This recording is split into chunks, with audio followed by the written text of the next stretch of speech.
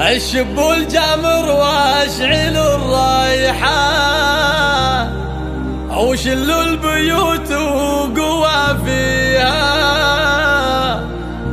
في عرس بنت الفخر والشان عشذا عسى الله يهنينا. الشب والجمر واشعل الريحان الشب والجمر واشعل الريحان وشلوا البيوت وقوى فيها في عرس بنت الفخر والشان شذا عسى الله يهنيها. يوم احضرت كالقمر لابان بالنور وزين يضويها اليا مشات قايد الغزله والزين يتبع خطاويها حصريا على استديو لمسات الأجيال حصريا على استديو لمسات الأجيال التواصل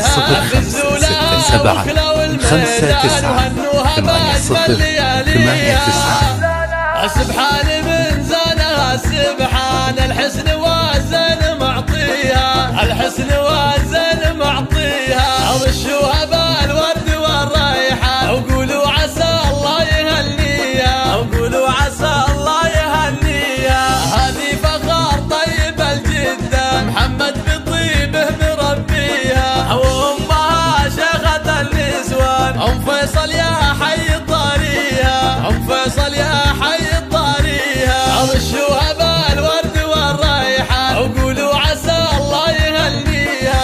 الله الله الله الله حصريا على استديو لمسات الأجيال استديو لمسات الأجيال حصريا على استديو لمسات الأجيال للتواصل 0567 59 80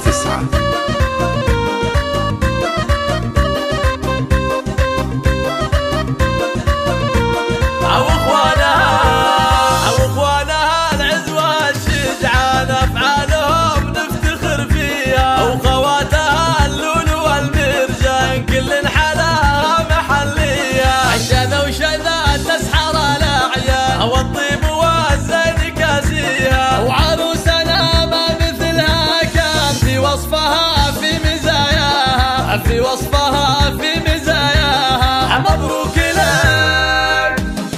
مبروك بالورد والريحان اغلى التبان حصريا على استديو لمسات الأجيال استديو لمسات الأجيال حصريا على استديو لمسات الأجيال للتواصل 0567